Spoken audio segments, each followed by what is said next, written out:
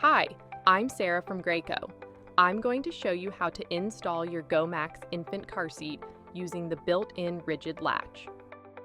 On the front of the car seat, pull down on the built-in rigid latch connectors until you hear a click.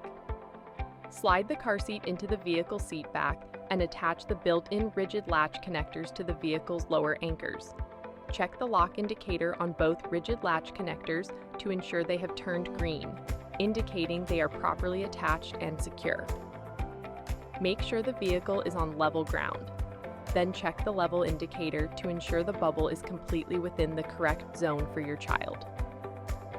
If it's not, adjust the recline by squeezing the blue lever on the left side of the seat and rotating the seat.